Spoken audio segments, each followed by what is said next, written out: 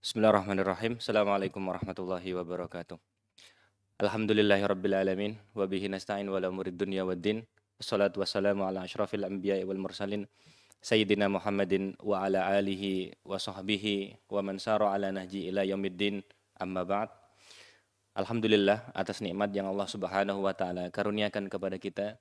Maka nikmat yang Allah berikan adalah nikmat yang tidak terkira jumlahnya, dan sudah seyogyanya kita bersyukur kepada Allah Subhanahu wa taala atas nikmat yang telah diberikan, baik dengan hati kita dengan membenarkan, dan juga perbuatan kita mohon maaf, dan juga dengan lisan kita mengucapkan alhamdulillah, dan dengan amal perbuatan kita dalam ketaatan kepada Allah Subhanahu wa taala.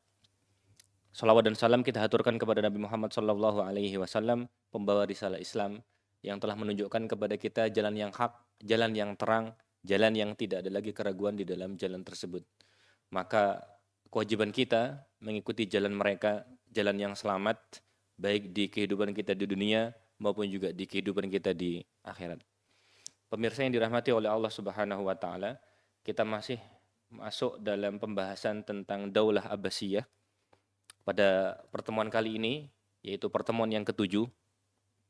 Pada pertemuan yang ketujuh ini kita akan membahas tentang khalifah pertama dari Daulah Abbasiyah, yaitu Abul Abbas Abdullah bin Muhammad.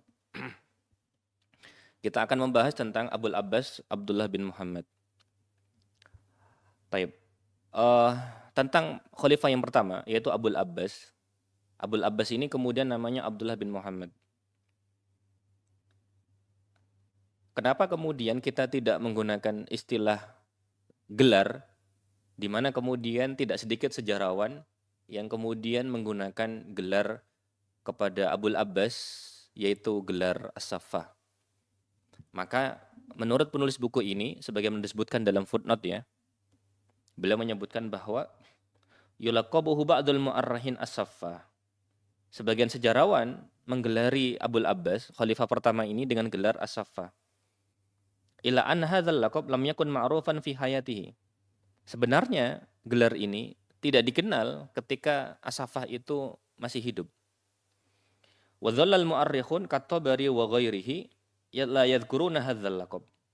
Dan tetap sejarawan seperti Tabari nanti wafat tahun 311, la yadhkuruna hadzal laqab, tidak menyebutkan gelar ini. Kita tahu bahwasanya Abul Abbas nanti wafatnya itu tahun 136 Hijriah.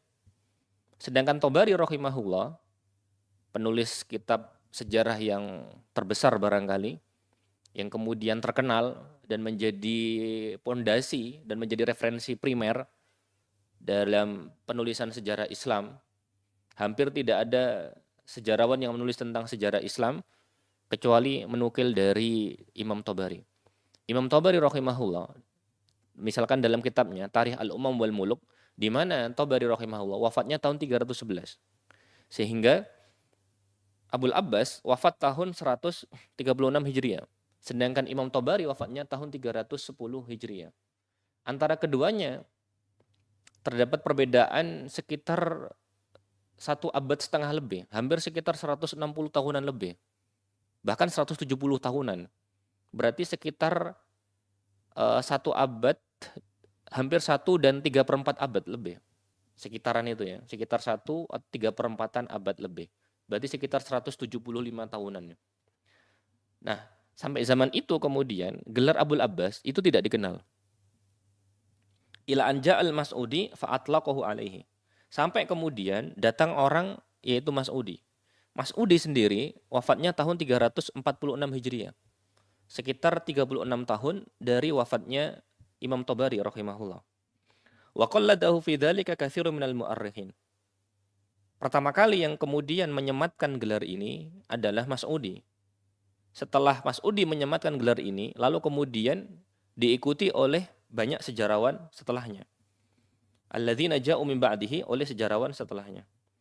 Wal Mas'udi rafidhi ghairu thiqatin fi ma yarwihi an tarikhil Abbasiyyin.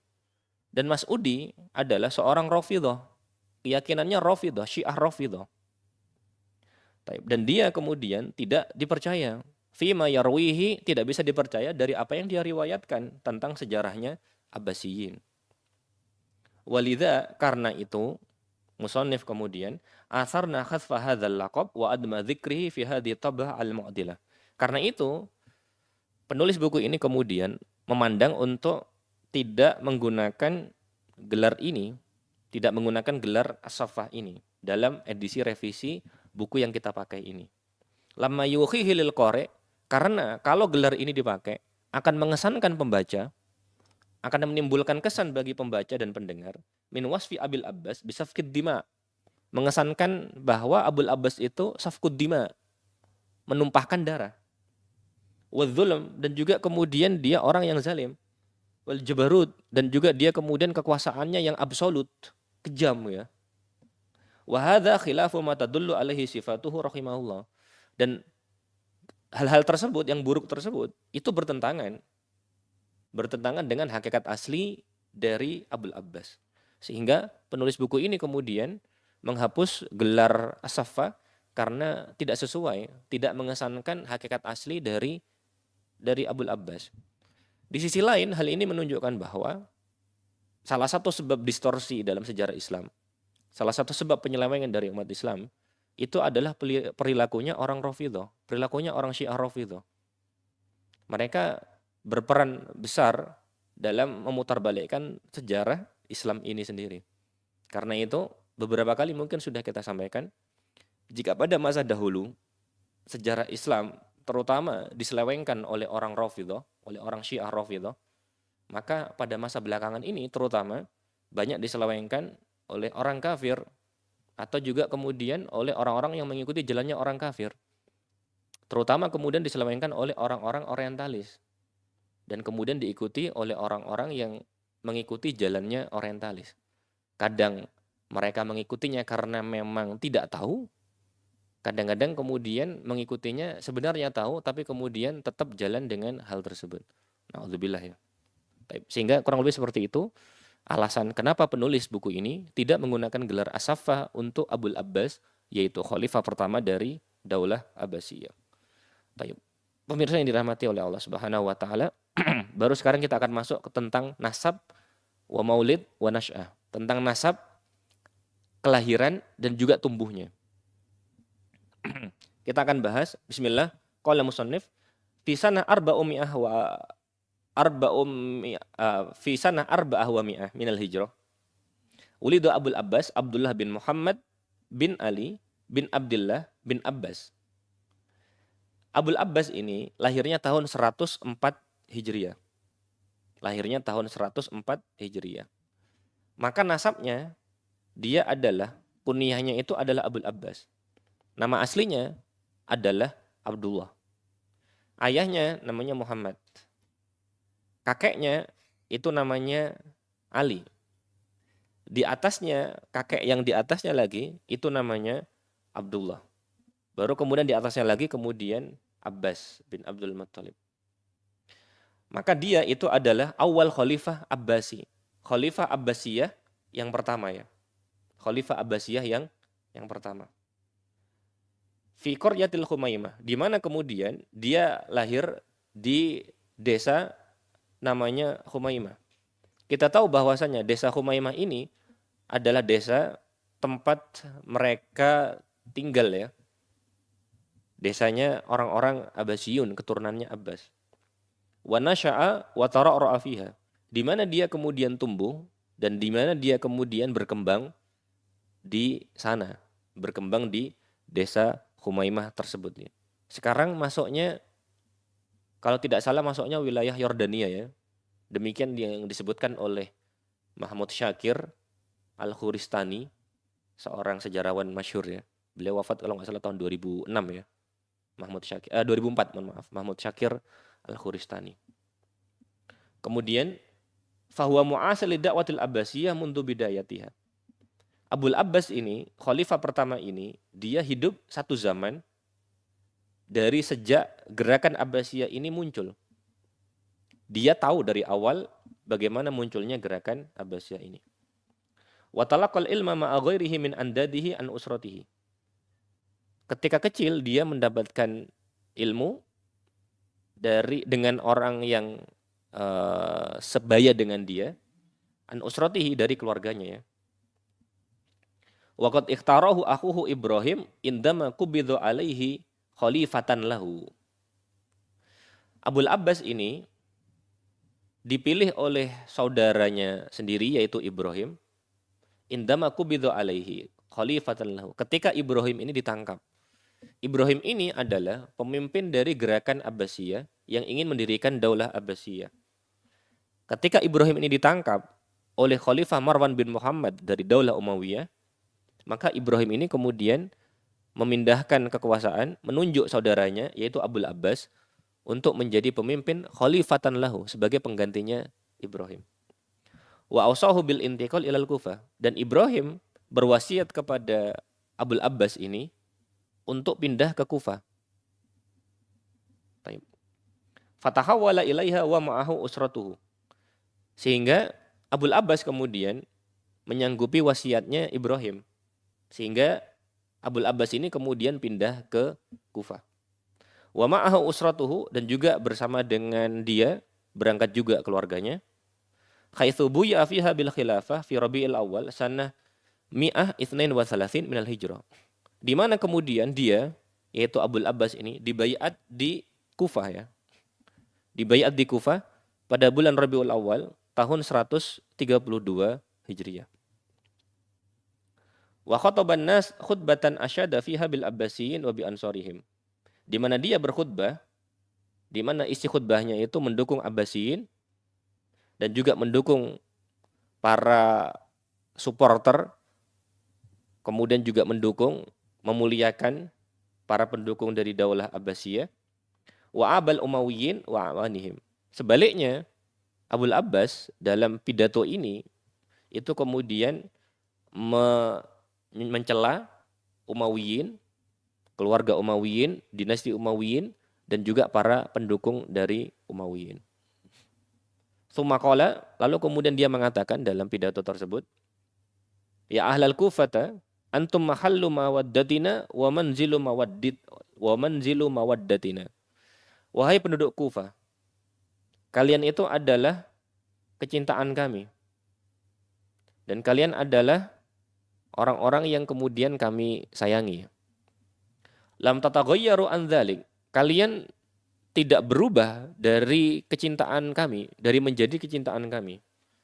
Walam yuthnikum anhu tahamulu ahlil jawri alaikum. Kalian juga tetap menjadi kecintaan kami, dan kalian tidak berubah status tersebut, meskipun kemudian celaan, meskipun kemudian hinaan dari orang-orang zalim kepada kalian. Yang dimaksud dengan orang zalim di sini, insya Allah yang dimaksud adalah dinasti Umawi.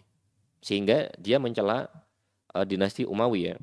Dan kita tahu bahwasanya hal ini sering dilakukan ya oleh seorang penguasa. Tidak jarang penguasa itu kemudian berkata kurang baik ya terhadap penguasa sebelumnya. Maka ini bukan suatu hal yang terpuji sebenarnya. Kemudian dia melanjutkan perkataannya, hatta adraktum zamanana wa atakumullahu bidaulatina. Sampai kemudian kalian mendapati zaman kami, masa kami. Wa atakumullahu bidaulatina, sampai Allah kemudian mendatangkan daulah kami, Daulah Abbasiyah. Fa antum as'adan nasi bina wa akramahum alaina. Maka kalian adalah manusia yang paling berbahagia. Wa akramahum alaina, dan manusia yang paling mulia bagi kami. Wa qad zidtu fi u'tiyatikum mi'ata dirhamin fasta'iddu fa ana saffah al-mubih wa thair al-mubir. Sungguh telah aku tambahkan jatah bagi kalian sebanyak 100 dirham. Telah aku tambah bagi kalian jatah bagi kalian sebanyak 100 dirham. Fasta'iddu, maka bersiaplah. Fa ana saffah al-mubih wa thair al-mubir. Maka aku adalah saffah, aku adalah mubih, aku adalah thair, aku adalah mubir. Makna ini semua kurang lebih maknanya berdekatan. Yang intinya insya Allah kemudian menyebutkan makna tentang kedermawanannya dia ya. Baik. Sehingga seperti itu. Allahu ta'ala alam bisawab. Sehingga ini pidatonya Abul Abbas ketika dia dibaiat oleh pendukungnya ya sebagai khalifah. Kemudian penulis buku ini melanjutkan, wa ala raghmi mubaya'ati Abil Abbas bil khilafah illa annahu lam tasih khilafatuhu illa ba'da an qutilal khalifah syar'i Marwan bin Muhammad rahimahullah. Meskipun kemudian, katanya musannif ya, meskipun kemudian Abul Abbas dibaiat sebagai khalifah, tetapi kekhilafannya itu tidak sah. Kekhilafahannya Abul Abbas ini tidak sah. Kapan sahnya? Sahnya itu ketika khalifah dari Daulah Umayyah Marwan bin Muhammad terbunuh, baru kemudian sah. Baru kemudian sah. Baru kemudian layak. Baru kemudian legal ya. Diakui secara hukum syariat. Amma qabla dzalik, adapun sebelum itu, faqad kana kharijan 'alal khilafati syar'iyyah. Sebelum itu maka dia memberontak terhadap khalifah syar'i. Taib, afallahu anhu, semoga Allah mengampuninya. Sehingga Abul Abbas ketika yang membaiat itu pendukungnya diangkat sebagai khalifah, maka baiat tersebut tidak menjadikan dia sebagai khalifah syar'i. Kok bisa seperti itu? Kita jawab, betul. Karena khalifah syar'i masih berada di tangannya Marwan.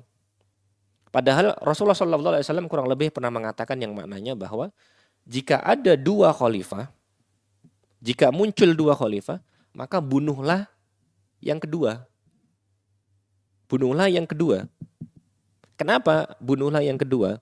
Karena yang kedua itu memberontak terhadap yang pertama. Dan ini yang terjadi. Dan ini yang terjadi. Karena Abul Abbas memberontak kepada Khalifah Marwan. Baru kemudian ketika Marwan terbunuh, baru kemudian dia menjabat, baru kemudian dia diakui sebagai khalifah. Sebagian orang mungkin berpikir, loh dia kan pembunuh, kejam, berarti dia nggak layak jadi khalifah syar'i. Sebentar. Dalam Islam, dan ini sudah kita ulang, bahwa pemimpin dipilih menjadi khalifah, kemungkinannya ada 3 cara. Yang pertama, dengan cara syura. Yang kedua, dengan cara istikhlaf. Dan yang ketiga, dengan cara ghalabah. Dan ini sering kita ulang, agar kemudian hal ini tidak salah memahami. Cara yang pertama, yaitu dengan syura, itu yang terjadi dalam pemilihannya Abu Bakar. Itu yang terjadi dalam pemilihannya Utsman. Itu yang terjadi dalam pemilihannya Ali bin Abi Thalib insyaallah. Kemudian, cara yang kedua dari pemilihan khalifah dalam Islam, yaitu dengan cara istikhlaf, penunjukan. Istikhlaf ini, cara yang kedua, yaitu dengan penunjukan ini, itu insya Allah yang terjadi dalam pemilihannya Umar sebagai khalifah. Tinggal tersisa yang ketiga, yaitu dengan cara ghalabah. Ghalabah ini, bahasa kita, itu berdaulat. Maka berdaulat itu maknanya, jika seseorang menguasai, berkuasa, jika seseorang berdaulat, diakui sebagai pemimpin secara kenyataannya seperti itu, dalam bahasa kita secara de facto ya. Nah, caranya bagaimana? Terlepas caranya itu dilakukan dengan damai, misalkan kemudian orang-orang kemudian tunduk kepada dia, dan tanpa ada peperangan, maka dia khalifah syar'i. Bisa juga kemudian dengan peperangan, dengan pemberontakan. Berdarah-darah misalkan, korbannya berjatuhan banyak. Kita sampaikan, kita mungkin nggak suka dengan caranya. Tetapi ketika dia berdaulat, dia memang dianggap sebagai pemimpin, sudah mendapatkan kekuasaan, maka dia khalifah syar'i. Meskipun mungkin caranya kita nggak suka. Meskipun mungkin caranya kita nggak suka.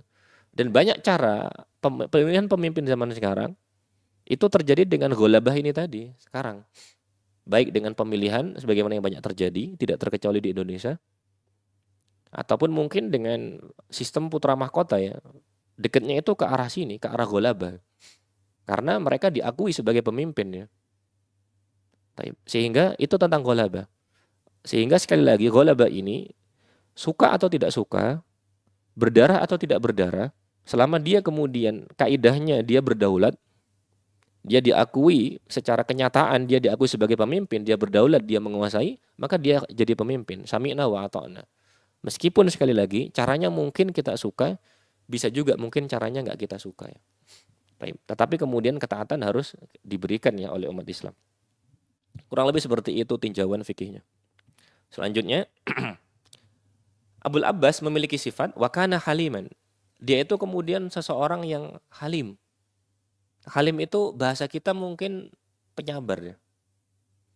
Tapi hilm itu diartikan oleh para ulama dengan mengatakan bahwa hilm itu kurang lebih maknanya imsakun nafs inda haijanil ghadab.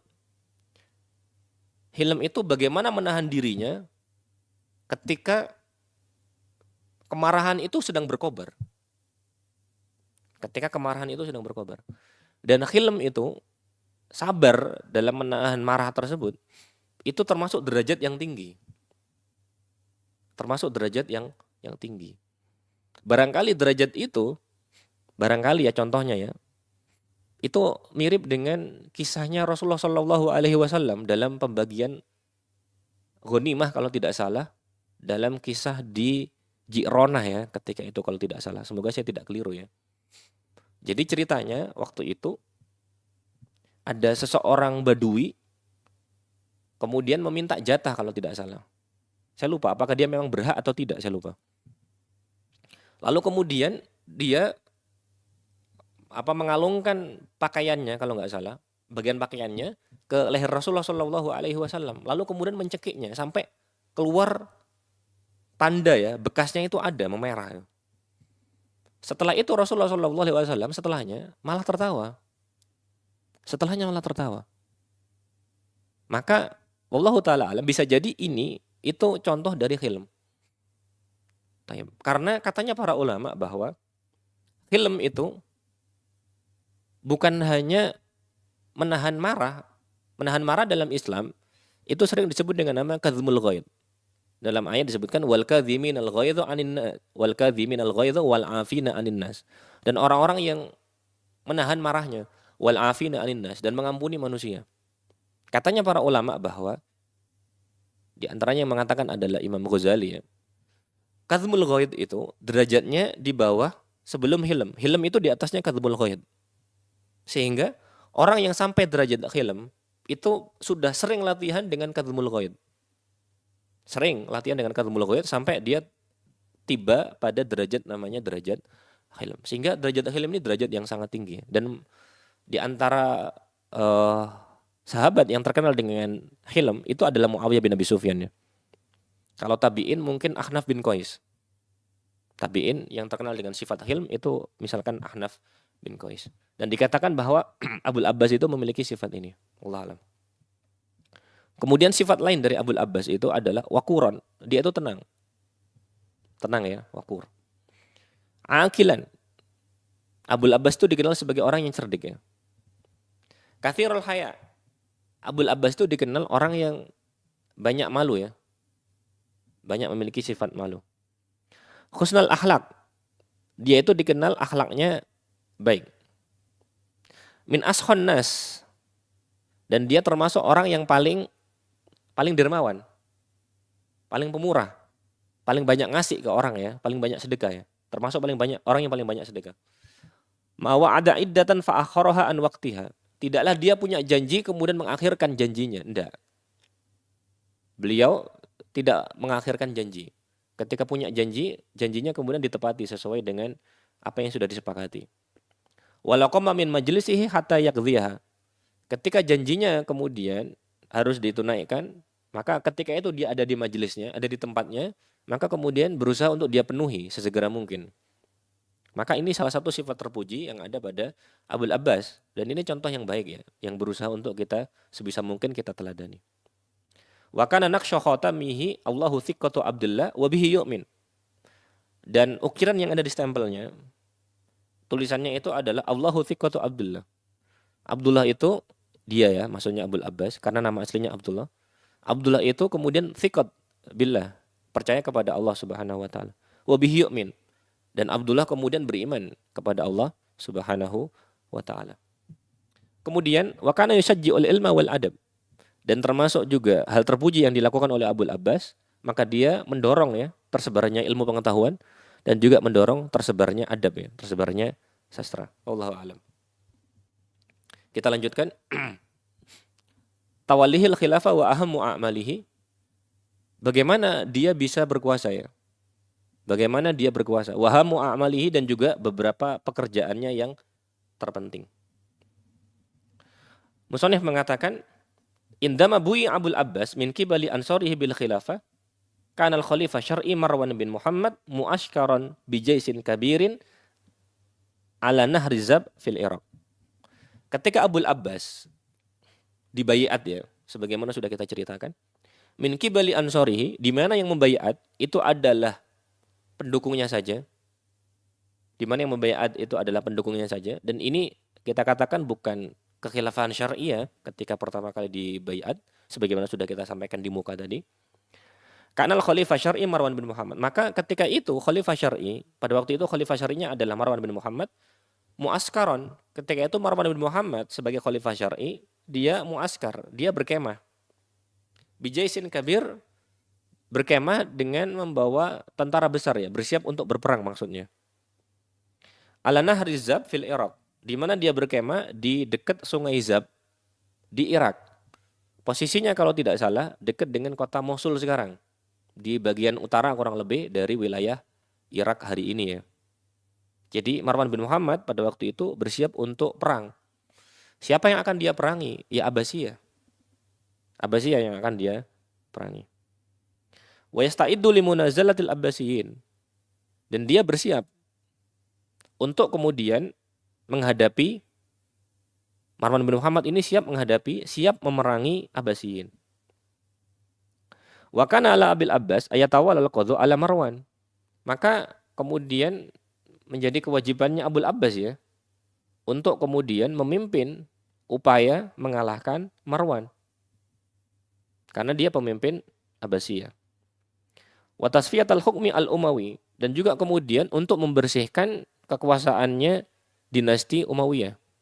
Karena pada waktu itu masih ada sisa-sisa kekuatannya. Marwan bin Muhammad masih hidup, dan juga sisa-sisa pengikutnya ya masih ada di beberapa tempat ya. Alladzi la yazalu thabitan fi Syam wa ma yaliha gharban. Di mana kemudian sisa-sisa dari pendukung Daulah Umayyah itu masih ada di Syam. Masih ada di Syam. Wa ma yaliha gharban, dan kemudian di daerah baratnya. Di daerah baratnya maksudnya insya Allah yang dimaksud itu adalah Mesir ya. Yang dimaksud adalah Mesir, sebelah baratnya. Memang sebelah baratnya Syam pas itu tidak hanya Mesir, tapi juga Laut Merah. Tapi insya Allah yang dimaksud adalah di daerah barat. Yaitu Mesir yang dimaksud ya, dan wilayah yang setelahnya. Wa fi Wasit. Begitu juga pendukung Daulah Umayyah pada masa itu masih ada di Wasit ya. Qoriban minal Kufah, di mana Wasit ini letaknya itu kemudian dekat dengan kota Kufah. Kemudian musannif mengatakan, a'adda Abul Abbas jaishan wajjahu ila qitali Marwan. Abul Abbas kemudian menyiapkan pasukan. Pasukan itu diarahkan untuk kemudian memerangi Marwan. Wa asnada qiyadatahu ila ammihi Abdullah bin Ali. Yang dia tunjuk oleh Abul Abbas untuk memerangi Marwan itu adalah pamannya sendiri ya, yaitu Abdullah bin Ali. Faltaqa ma'a Marwan inda nahri Zab.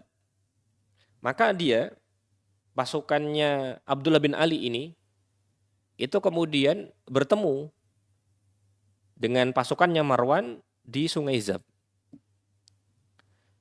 Lalu kemudian kedua pasukan itu bertempur di dekat Sungai Zab tersebut, yaitu di Irak ya. Fantasara alaihi.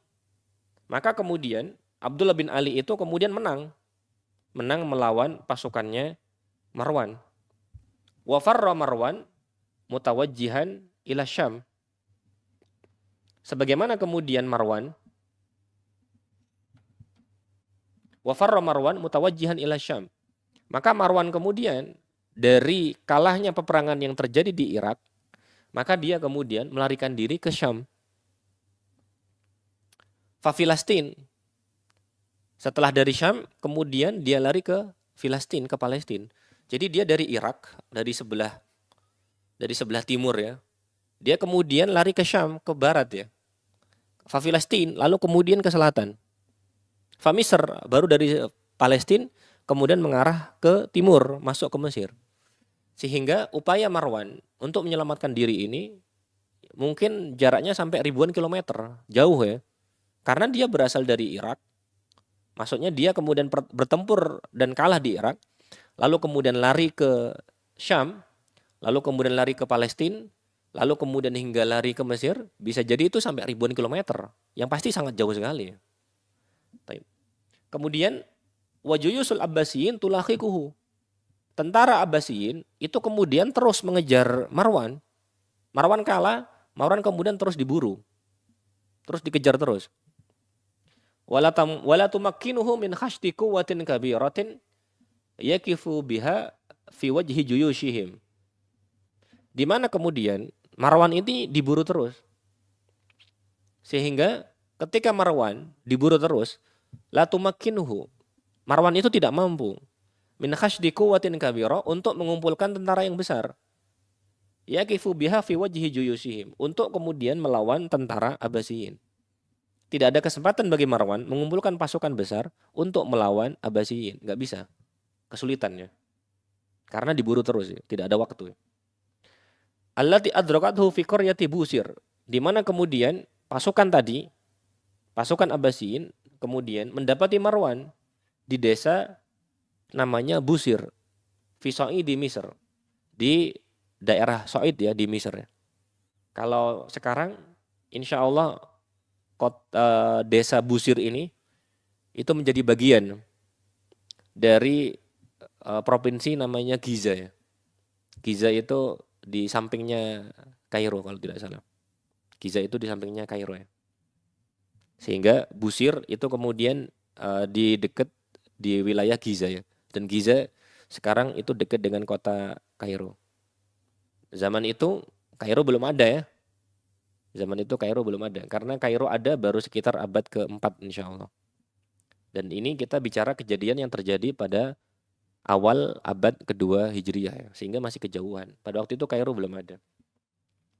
Kemudian Musonif melanjutkan, haitsu darat ma'rakatun. Di mana di desa Busir itu kemudian berkobarlah pertempuran. Terjadi peperangan antara pasukannya Marwan dengan pasukannya Abdullah bin Ali. Intahat biqatli Marwan rahimahullah. Di mana kemudian akhir dari perang tersebut bahwa Marwan bin Muhammad kemudian meninggal. Marwan bin Muhammad kemudian terbunuh. Li salasi bakin min Dzulhijjah sana mi'ah isnain wa salasin minal hijrah. Di mana dia kemudian terbunuh pada 3 hari terakhir dari bulan Dzulhijjah tahun 132 Hijriah. 3 hari terakhir, maka kemungkinannya kalau tidak salah 3 hari terakhir itu kalau enggak tanggal 27 ya tanggal 28 Hijriah. Tanggal 27 atau 28 Dzulhijjah. Karena kadang sistem penentuan tanggal ya dalam bahasa Arab kadang-kadang kemudian disebutkan dengan hal tersebut ya. 3 hari tersisa dari bulan apa? 3 hari tersisa dari bulan ini. 3 hari tersisa dari bulan itu. Jadi tidak diurut dari depan, enggak. Tapi kadang-kadang ada yang kemudian sistem yang seperti itu. Karena itu 3 hari tersisa, kalau enggak tanggal 27 ya tanggal 28. Kenapa kita bisa mohon maaf, kalau enggak kalau enggak tanggal 27 28 ya. Karena kita tahu mohon maaf, kalau enggak tanggal 26 27, mohon maaf saya keliru ya. Baik. Karena kita tahu bahwa kalender Hijriah itu tidak lepas dari tanggal 29 atau tanggal 30 ya. Tanggal 29 atau tanggal 30. Maka kita kemudian untuk menentukan kapan 3 hari terakhir, maka kita membuat seperti garis bilangan. Seperti garis bilangan ya, seperti sebagaimana yang kita pelajari di SD atau di SMP ya, garis bilangan. Jadi dihitung maju ke depan. Kalau misalkan tanggal 30, berarti 3 hari terakhir itu dihitung 30, 29, 28. 3 hari terakhir kemungkinan tanggal 28. Kalau kemudian waktu itu Dzulhijjah itu akhirnya tanggal 29, berarti ya 29, 28, 27, tanggal 27. Jadi antara tanggal 27 atau tanggal 28. Tergantung Dzulhijjah pada tahun itu Apakah 29 hari ataukah kemudian 30 hari ya. Wallahu alam. Kemudian wa intahat bidzalika. Dan dengan terbunuhnya Marwan bin Muhammad, dengan matinya Marwan bin Muhammad, intahat bidzalika ad-daulah al-Umayyah. Maka dengan terbunuhnya Marwan, maka berakhirlah Daulah Umayyah. Berakhirlah Daulah Umayyah. Wa alatil khilafah, dan kemudian khilafah itu berpindah, bergeser. Lil Abbasiyin, dari yang sebelumnya berada di tangannya dinasti Umayyah, kemudian berpindah kepada dinasti Abbasiyah. Di bawah kemudian keturunannya Abbas. Berpindah ya. Karena khalifah terakhirnya kemudian terbunuh. Wa tamat lahumul bai'ah. Lalu kemudian sempurna bai'at. Sempurna bai'at bagi Abbasiyin fi arja'il alam al-islami, di penjuru dunia Islam. Sehingga sejak terbunuhnya Marwan, maka Abul Abbas itu kemudian baru dianggap sebagai khalifah syar'i. Taib. Sehingga seperti itu. Kita tambahkan sedikit. Kama asnada Abul Abbas ila akhihi Abi Ja'far al-Mansur tasfiyatul hukmi al-Umawi fi wasid. Sebagaimana kemudian untuk menguatkan Daulah Abbasiyah dan juga untuk membersihkan Daulah Umayyah, Abul Abbas kemudian menugaskan saudaranya Abu Ja'far al-Mansur yang nanti akan jadi khalifah setelahnya untuk membersihkan kekuasaannya Umayyah fi Wasid, di kota Wasid ya, dekat Kufah. Allati itasama biha Yazid bin Umar bin Hubairah. Di mana kemudian Yazid bin Umar bin Hubairah, di mana Yazid bin Umar bin Hubairah ini adalah wali Umawi al-Kufah wal Basrah. Di mana dia adalah gubernur Umayyah, gubernur Daulah Umayyah, gubernur sebelumnya ya. Gubernur atas Kufah dan juga gubernur al-Basrah, di mana dia kemudian berlindung di Wasid. Di mana dia kemudian bertahan di Wasid. Sehingga Abul Abbas mengirimkan Abu Ja'far al-Mansur untuk mengalahkan Yazid bin Umar bin Hubairah. Wa qad samada Ibnu Hubairah li qitali Abi Ja'far muddatan tawilatan wafa'an bi bai'atihi lil khilafatil Umayyah. Kenapa Ibnu Hubairah ini masih bertahan? Kenapa gubernur terakhir ini masih bertahan melawan Abu Ja'far al-Mansur? Padahal waktu yang dibutuhkan untuk berperang itu panjang katanya dia. Alasannya wafa'an bi bai'atihi, untuk memenuhi bai'atnya dia. Karena bai'atnya masih harus ditunaikan kepada khalifah yang sebelumnya. Dan khalifah itu masih ada. Khalifah itu kemudian belum meninggal. Khalifah itu belum terbunuh. Sehingga dia masih memenuhi bai'at tersebut ya. Ila an qutila khalifah Marwan, sampai kemudian Marwan terbunuh. Inda dzalika qabilal aman. Baru ketika itu, ketika kemudian Marwan terbunuh, sehingga kemudian otomatis kekuasaan berpindah ya, dengan terbunuhnya Marwan, qabilal aman. Baru ketika itu kemudian Ibnu Hubairah baru kemudian menerima jaminan keamanan. Alladzi aradahu alaihi Abu Ja'far lahu, yang ditawarkan oleh Abu Ja'far al-Mansur kepada dia, kepada Ibnu Hubairah, waliman ma'ahu minal qawat wal junud, dan juga kemudian diberikan kepada orang yang bersama dengan Ibnu Hubairah tadi, baik dari panglima ataupun juga dari para tentara. Akhirnya kemudian diberikan jaminan keamanan. Wasallama lahu Wasid. Lalu kemudian Ibnu Hubairah menyerahkan kepada Abu Ja'far al-Mansur Wasid dan juga sekitarnya. Wa kana dzalika, maka penyerahan kota Wasid, diserahkannya kota Wasid ke Abu Ja'far al-Mansur oleh Ibnu Hubairah, karena dzalika tamamu suquti daulatil Umayyah. Hal itu kemudian menjadi tanda sempurnanya jatuhnya Daulah Umayyah, wa kamalu qiyamid daulatil Abbasiyah, dan juga kemudian sempurnanya runtuhnya dari Daulah Abbasiyah. Jadi dengan hal tersebut maka menandai runtuhnya Daulah Umayyah, jatuhnya Daulah Umayyah, dan juga kemudian menandai sempurnanya Daulah Abbasiyah. Kenapa hal itu terjadi? Karena tidak ada lagi kekuatan yang kemudian menghalangi Daulah Abbasiyah. Dan bisa dibilang ini adalah kekuatan terakhir dari Daulah Umayyah. Ketika terakhir, ya sudah, setelah itu kemudian sempurna tumbangnya Daulah Umayyah, sebagaimana kebalikannya, sempurnanya kemudian berdirinya Daulah Abbasiyah. Wallahu ta'ala alam bisawab. Kita akhiri. Semoga Allah Subhanahu wa taala memberikan taufik kepada kita untuk dapat mengambil pelajaran ya dari yang kemudian kita dapatkan, dan semoga kita bisa mengamalkan pelajaran-pelajaran baik tersebut. Kurang dan lebihnya mohon maaf. Subhanakallahumma wa bihamdika asyhadu an la ilaha illa anta astaghfiruka wa atubu ilaik. Assalamualaikum warahmatullahi wabarakatuh.